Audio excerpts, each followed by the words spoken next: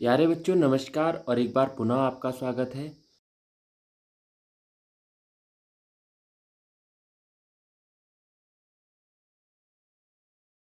यह हमारे जो सेकंड पेपर है उसकी पहली यूनिट है।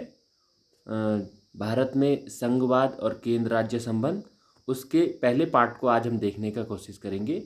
और क्योंकि ये भारतीय जो राज्य व्यवस्था है उससे संबंधित है, तो ये न केवल राजनीति विज्ञान के छात्रों के लिए बल्कि प्रत्येक वो छात्र जो कि भविष्य में एग्जामिनेशन के माध्यम से सरकारी जॉब चाहते हैं उनके लिए इम्पोर्टेंट होने वाला है। क्यों? क्योंकि वहाँ जो एग्ज़ाम आप देंगे वहाँ भारतीय राज्य व्यवस्था से क्वेश्चंस अवश्य आते हैं और भारतीय राज्य व्यवस्था से लगभग 20 से लेकर 35% तक क्वेश्चन किसी भी कॉम्पिटिटिव एग्ज़ाम में होते हैं, तो इसलिए सभी के लिए महत्वपूर्ण होने वाला है। तो आप लोग अब तक के जो टॉपिक थे वो हम पाश्चात्य राजनीतिक विचारक को पढ़ रहे थे, तो वो पेपर कम महत्वपूर्ण होता है सभी छात्रों के लिए, पर यह पेपर क्या है, सभी A to Z जो भी स्टूडेंट्स हैं उसके लिए इम्पोर्टेंट बनता है। तो आप अपने जो भी मित्र हैं उनको इसे शेयर अवश्य कर दें और उनके लिए हो सकता है ये कहीं ना कहीं महत्वपूर्ण हो जाए। तो चलिए सीधा बात करते हैं भारत में संघवाद की। और क्योंकि यह मेरा जो मजबूत पक्ष है उससे संबंधित विषय है, तो इस पे बहुत डीपली और बहुत गहराई से हम बात करने वाले हैं और एक एक बिंदु को इतने बारीकी से देखने का हम प्रयास करेंगे कि आप इसे क्या है काफ़ी लंबे समय तक याद रख सकें। तो भारत में संघवाद, पहले तो भारत उसके बाद संघवाद, आखिर इसका अर्थ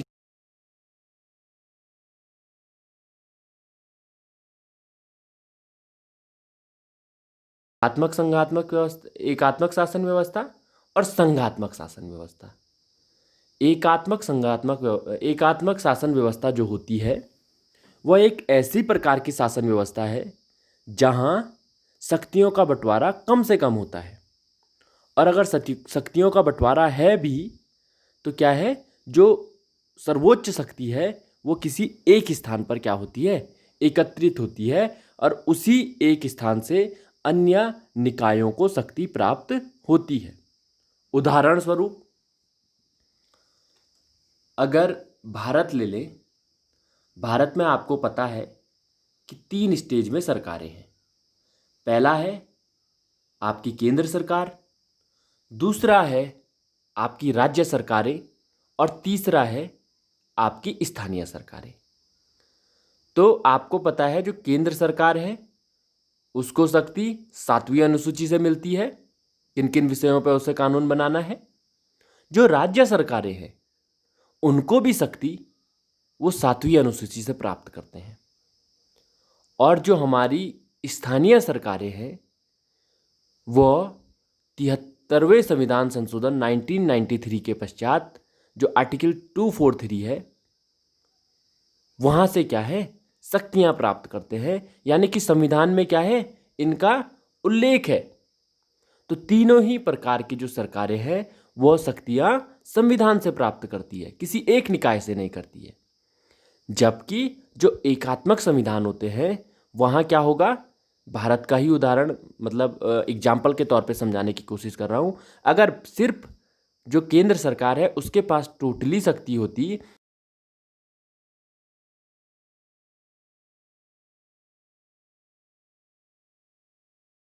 होता, तो ऐसी प्रकार की शासन व्यवस्था को हम क्या कहते, एकात्मक शासन व्यवस्था, जहां की क्या है, शक्ति एक ही निकाय के पास हो।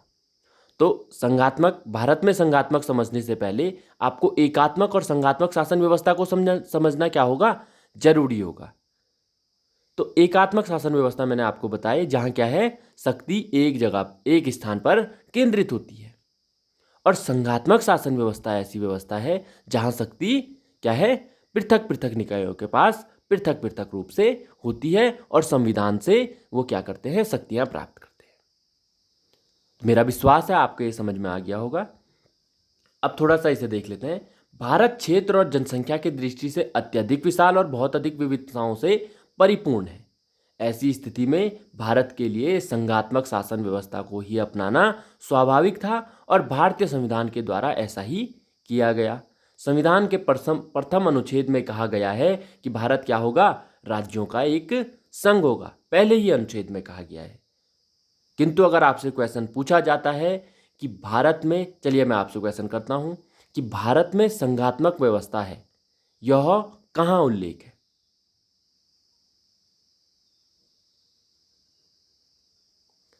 आपकी प्रस्तावना में, आपके अनुच्छेद 1 में, आपके अनुच्छेद 368 में, और भारतीय संविधान में कहीं भी नहीं। 4 ऑप्शन आपको दिए हैं, उत्तर बताइए कमेंट के माध्यम से।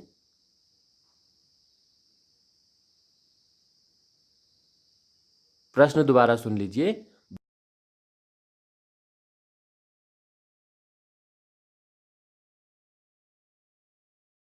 है भारत के प्रस्तावना में, दूसरा ऑप्शन है भारतीय संविधान के अनुच्छेद 1 में, तीसरा ऑप्शन है आपका अनुच्छेद 368 में, और चौथा ऑप्शन है संविधान में कहीं भी नहीं।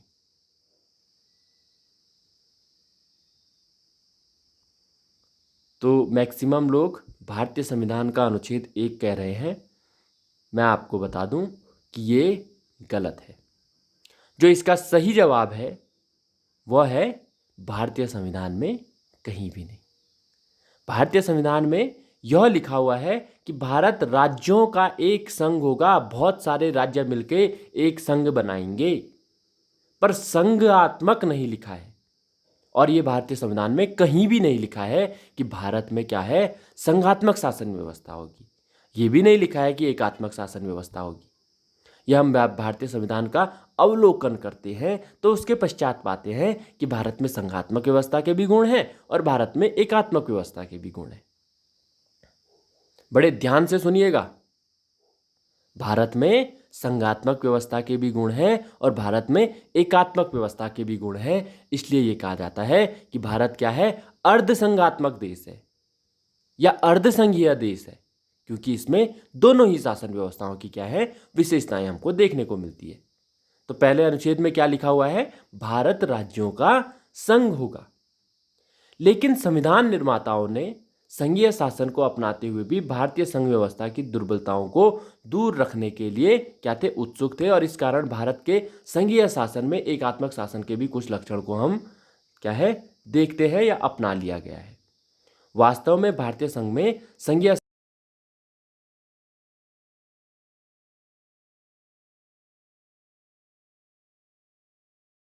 तो आपको जो एकात्मक लक्षण है उन पे भी मैं आपका दृष्टिपात करा दूंगा, जिससे क्या है, आपको पता चल जाए कि भारतीय संविधान में कौन कौन से संघात्मक लक्षण हैं और कौन कौन से एकात्मक लक्षण हैं।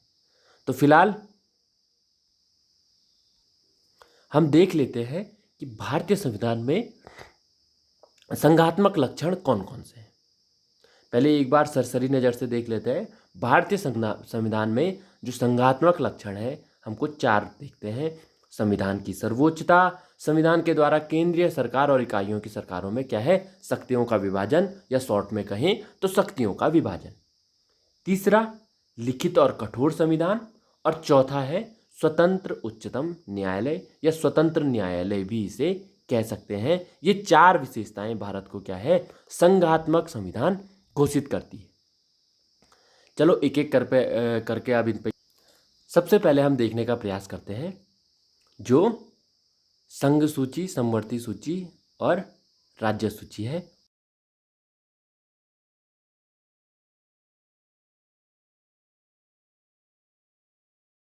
इसमें स्पष्ट उल्लेख किया हुआ है कि भारत में क्या है, 3 प्रकार की सूचियां हैं, चौथी भी है एक, अवशिष्ट विषय उसे कहते हैं। किंतु 3 प्रकार की अनुसूचियों में भारतीय संविधान के लगभग समस्त विषयों को बांटने का प्रयास किया गया है, यानी कि क्या है, शक्तियों का विभाजन है। सबसे पहले आती है हमारे पास केंद्रीय सूची, अनुसूची या केंद्रीय सूची। केंद्रीय सूची में जब संविधान बना था 97 विषय थे। वर्तमान में भी संख्या के दृष्टिकोण से देखें, 1 2 3 4 5 6 7 8, इस संख्या के हिसाब से देखें तो आज भी 97 विषय मौजूद हैं। किंतु जो उसमें उपबंध या उप संख्या जोड़ी हुई है, जैसे 1.1, 3.1, इस प्रकार की जो संख्या जोड़ी है, यानी कि काउंटिंग के हिसाब से जब हम देखें तो आज भारतीय संविधान में हमको 100 विषय देखने को मिलते हैं। क्योंकि क्वेश्चन बड़े घुमा के एग्जाम में आते हैं, इसलिए मैं आपको ये स्पष्ट उल्लेख कर रहा हूं ताकि आप आंसर गलत ना लिखें।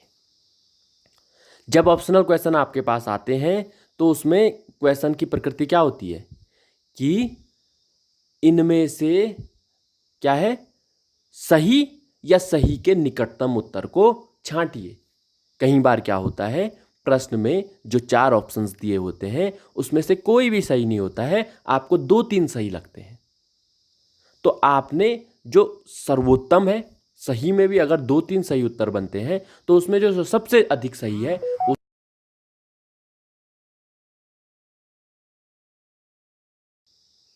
और कई बार क्या होता है कि उसमें कोई भी सही उत्तर नहीं है, तो फिर आपने जो सही हो सकता है, गलत में भी जो कम से कम गलत है, सही हो सकता है, उस उत्तर को छांटना होता है।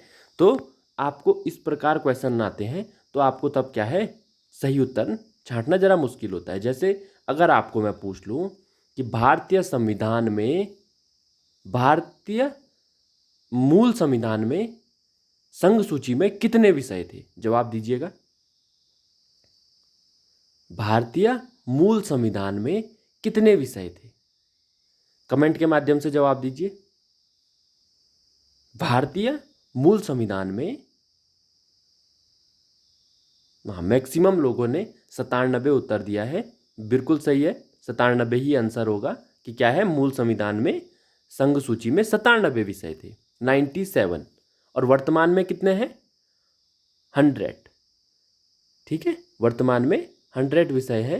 पर कई बार क्या है, ये ऑप्शन में ये पूछ देगा कि भारतीय संविधान में वर्तमान में कितने विषय हैं, 97 दे देगा, 100 नहीं देगा, 101 दे देगा, 2 दे देगा, 4 दे देगा, 96 दे देगा। तब आप बताइए क्या उत्तर होगा। 100 नहीं दिया है और 97 दिया है, बाकी अन्य संख्याएं दी है। भारतीय संविधान में वर्तमान समय में कितने विषय है, ऑप्शन ए है 97, बी है 102, सी है 105 और डी है 95।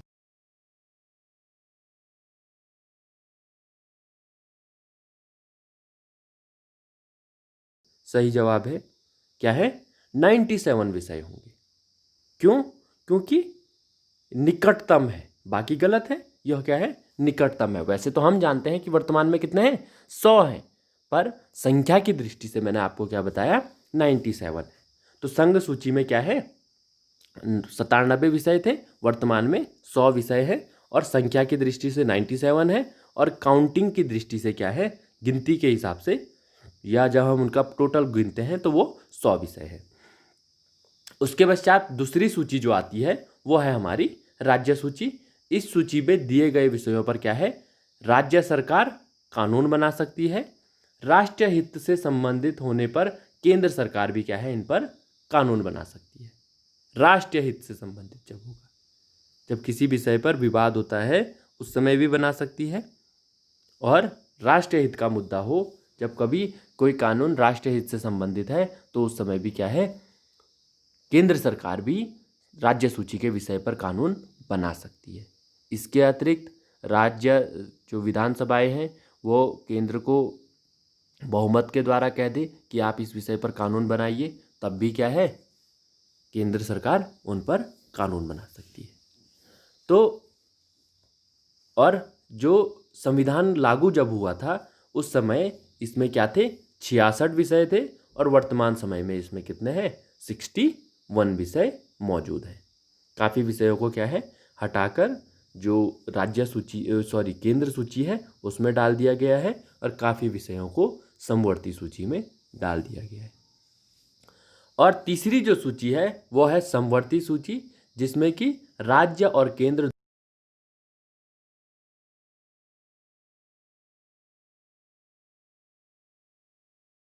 होने पर राज्य का कानून ही क्या, सॉरी, केंद्र का कानून ही क्या है, सर्वोच्च माना जाता है और उसी के अनुसार कार्यवाही होती है। तो और जो संविधान लागू हुआ था उस समय इसमें 47 विषय थे और वर्तमान समय में इसमें क्या है, 52 विषय हैं। इस चीज़ का ध्यान रखिएगा। तो ये हो गया हमारी सूची। इस प्रकार क्या है, हम कह सकते हैं कि भारत एक संघात्मक व्यवस्था है, क्योंकि शक्तियों का क्या गियर कर दिया गया है, वितरण कर दिया गया है। ठीक है। उसके पश्चात अब हमारे पास दूसरा पॉइंट आता है, वह है संविधान की सर्वोच्चता। संविधान की सर्वोच्चता के संबंध में काफ़ी सारे अनुच्छेद भारतीय संविधान में है। अनुच्छेद 54, 55 जो कि राष्ट्रपति से संबंधित है। अनुच्छेद 73 जो कि आप जानते हैं कि आपकी मंत्रिपरिषद से संबंधित है। अनुच्छेद 162 जो कि आप जानते हैं कि आपका राज्य विधानसभाओं से संबंधित है, राज्यपाल से संबंधित है। आर्टिकल 241 जो कि आपका केंद्र राज्य की शक्तियों से संबंधित है।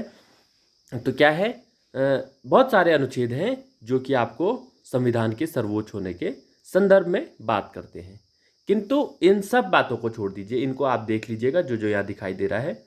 जो चीज़ समझना है वो पूछ लेना। हम सीधा अलग बात करते हैं कि आखिर संविधान सर्वोच्च है, हम कैसे मान सकते हैं संविधान की सर्वोच्चता के संबंध में। क्योंकि जब मैं कह रहा हूं संविधान सर्वोच्च है,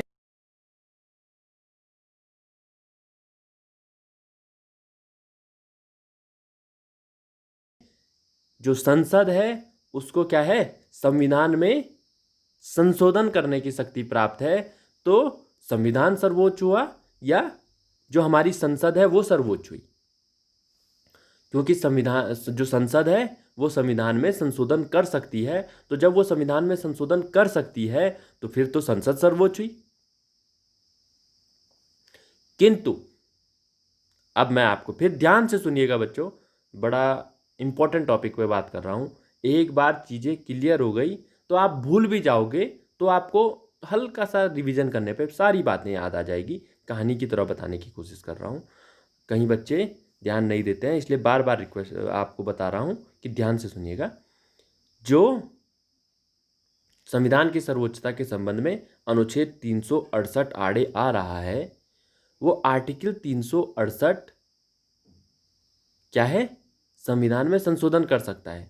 किंतु अब आप को मैं याद दिला दूं कि भारतीय जो संघ है वहाँ एक वाद हुआ है, यानी कि केस हुआ है, केशवानंद भारती बनाम भारत संघवाद 1973 का ये वाद है। इस वाद के निर्णयों को याद कीजिए।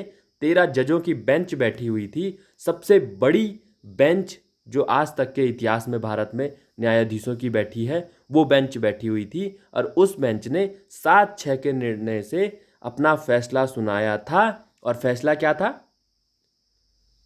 संसद को अनुच्छेद 368 के माध्यम से भारतीय संविधान में संशोधन करने का अधिकार प्राप्त है, किंतु वे भारतीय संविधान की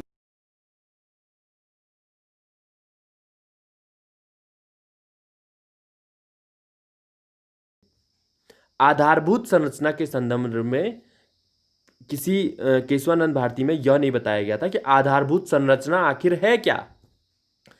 किंतु विभिन्न विभिन्न निर्णयों में, विभिन्न विभिन्न वादों में उसके जो निर्णय हुए हैं उसमें विभिन्न विभिन्न विषयों को क्या है, भारतीय संविधान की आधारभूत संरचना माना गया है। पंथ निरपेक्षता, संविधान की सर्वोच्चता, मौलिक अधिकार, मूल कर्तव्य, इसके अतिरिक्त समाजवादी पंथ निरपेक्ष लोकतंत्रात्मक गणराज्य जो भारतीय संविधान की प्रस्तावना में वर्णित किए गए हैं, एकता, अखंडता, ये सारे के गणराज्य, ये सारे शब्दों को क्या है, भारतीय संविधान की जो आधारभूत संरचना है उसमें उल्लेखित किया जाता है। इन भावनाओं को भारतीय संविधान की जो संसद है, जो भारत की संसद है, वो अनुच्छेद 368 के तहत बदलने की शक्ति नहीं रखती है। केशवानंद भारतीवाद से स्पष्ट हो चुका है। इससे क्या स्पष्ट होता है कि भारत का संविधान ही क्या है, सर्वोच्च है। बाकी चीज़ें देख लीजिए, अनुच्छेद 7 के अंतर्गत कोई भी सूची ये भी क्या है, संविधान की सर्वोच्चता को उल्लेखित करते हैं। सर्वोच्च न्यायालय, उच्च न्यायालय, राज्य तथा केंद्र के मध्य वैधानिक संबंध। तो ये बहुत सारी बातें हैं जो संविधान की सर्वोच्चता को क्या है, उल्लेखित करती है। इनको आप देख लीजिएगा।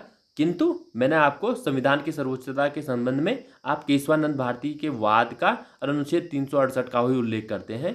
तो जो आपके सामने अगर कोई इस प्रकार का क्वेश्चन आता है, आपने इस चीज़ का उल्लेख कर दिया, तो आपको पूरे में से पूरे नंबर देने से कोई नहीं रोक सकता। आपको उस क्वेश्चन पर पूरे में से पूरे नंबर मिलेंगे। अगर आपसे इंटरव्यू में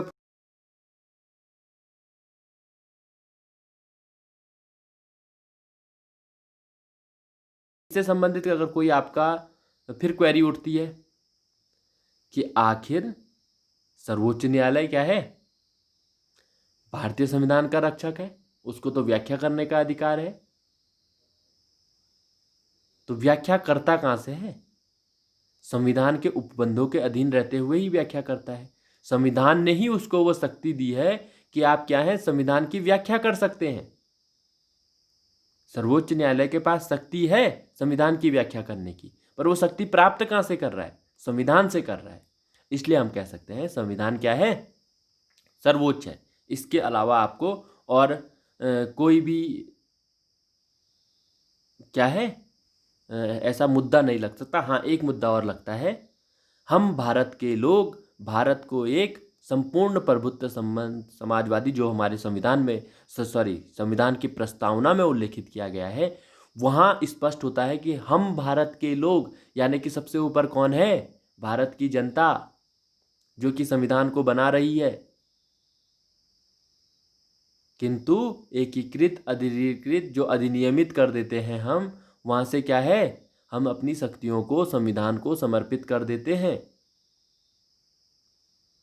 और संविधान से ही हम क्या करते हैं, उसके पश्चात शक्ति प्राप्त करते हैं। इसलिए भारत में सबसे सर्वोच्च जो है वो कौन है, संविधान है। इस चीज़ का आप स्पष्ट ध्यान में रखना। संसद सर्वोच्च नहीं है, सर्वोच्च न्यायालय नहीं है, जनता नहीं है, सबसे ऊपर कौन है, भारत का संविधान है। तो दो बातों को मैंने बहुत बारीकी से स्पष्ट किया। अब उसके बाद हमारे पास तीसरी जो चीज़ आई थी वो, हाँ, तीसरी चीज़ हमारे पास आई थी लिखित और कठोर संविधान। तो भारत का संविधान क्या है, लिखित है। आप जानते हैं कि भारतीय संविधान को लिखने में, बनने में 2 वर्ष 11 माह और 18 दिन का समय लगा है। इसके अतिरिक्त वह लिखित रूप में है, हिंदी और इंग्लिश दो भाषाओं में उसे मूल रूप में लिखा गया है और उसके पश्चात कई अन्य भाषाओं में उसको ट्रांसलेट किया गया है। कठोर संविधान, कठोर संविधान का क्या अर्थ होता है? कठोर संविधान का अर्थ होता है वह संविधान जिसमें कि संशोधन करना क्या हो, कठिन हो। तो आखिर भारतीय संविधान के संघात्मक लक्षण से कठोर संविधान का क्या संबंध हुआ, क्या इनका मेल है? संघात्मक लक्षण से मेल यह है कि भारतीय संविधान क्या है, कठोर है। और कठोर क्यों है? क्योंकि उसमें संशोधन करने के लिए आपको राज्यों की विधानसभाओं से भी क्या है, जब कोई विधेयक पास होता है संशोधन का, तो आधे से अधिक राज्यों की विधानसभाओं से भी उसे पास कराना होता है। और जब आप आधे से अधिक राज्यों की विधानसभाओं के पास उसे भेजते हैं, तो इसका अर्थ क्या है, भारत में संघात्मक शासन व्यवस्था है। अगर राज्य उसे विधेयक को पास न करें तो वो विधेयक पास नहीं होगा, वो संशोधन क्या है, पास नहीं हो पाएगा।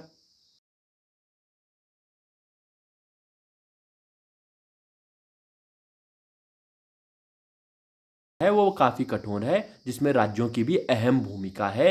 इसलिए हम कह सकते हैं भारत में क्या है, संघात्मक शासन व्यवस्था है। और अंत में है स्वतंत्र उच्चतम न्यायालय। भारत का उच्चतम न्यायालय स्वतंत्र है। इसके लिए आपको क्या क्या देखना होगा? सबसे पहले आपको देखना होगा कि इनकी नियुक्ति कैसे होती है। तो आप जानते हैं कि भारत में जो उच्चतम न्यायालय की नियुक्ति की व्यवस्था है वो कॉलेजियम व्यवस्था है।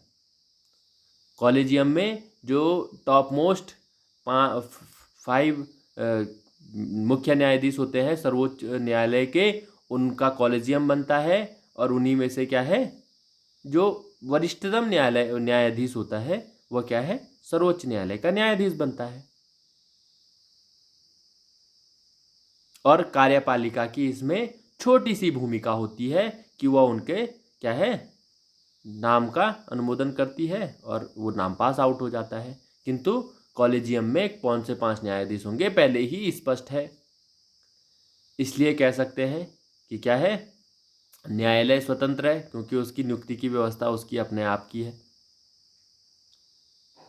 न्यायाधीश की नियुक्ति के पश्चात उसके वेतन भत्तों में कटौती नहीं की जा सकती, इसलिए हम कह सकते हैं न्यायपालिका क्या है, स्वतंत्र है। एक बार अगर कोई क्या है व्यक्ति न्यायाधीश बन गया तो उसके पश्चात स्पष्ट उल्लेख है कि वो लाभ के पद पर नहीं रह सकता, क्योंकि उसे लाभ का पद का अगर दिया जाता है तो वो लाभ के पद को प्राप्त करने के प्रलोभन में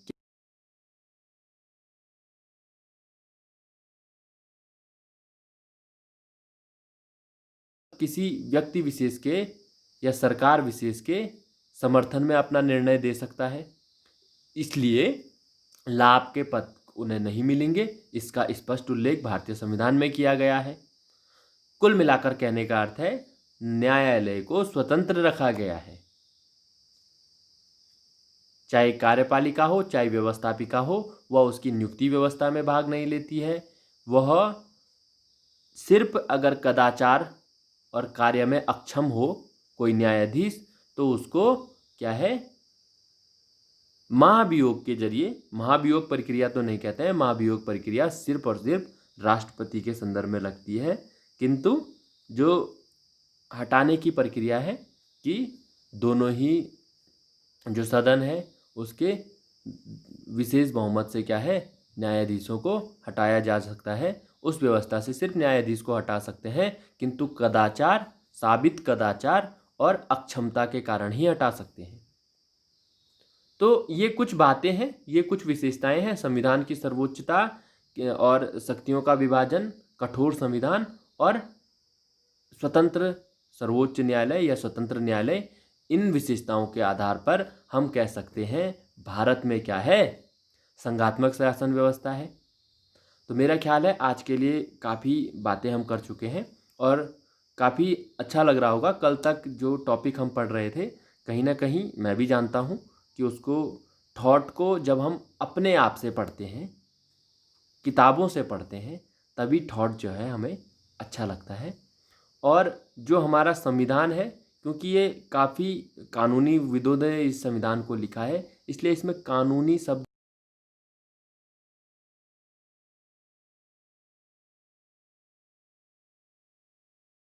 में आता है या भारतीय राज्य व्यवस्था हमारे समझ में आती है। और थॉट आप अपनी पुस्तकों को अरेंज करिए, PDF डाउनलोड करिए और उससे पढ़ने की कोशिश करिए, आपको और अधिक मज़ा थॉट पढ़ने में आएगा। मुझे भी कहीं ना कहीं थॉट पढ़ाने में उतना आनंद नहीं आ रहा था, और जो आज हम इंडियन कॉन्स्टिट्यूशन में आए हैं तो एक नई शक्ति के साथ मैं आपको पढ़ा रहा हूँ, यह आपको भी प्रतीत हो रहा होगा। तो आप सारे छात्रों से अनुरोध है कि कल से अधिक मात्रा में कक्षा में जुड़ने का प्रयास करिए। आपका दिन शुभ हो। धन्यवाद।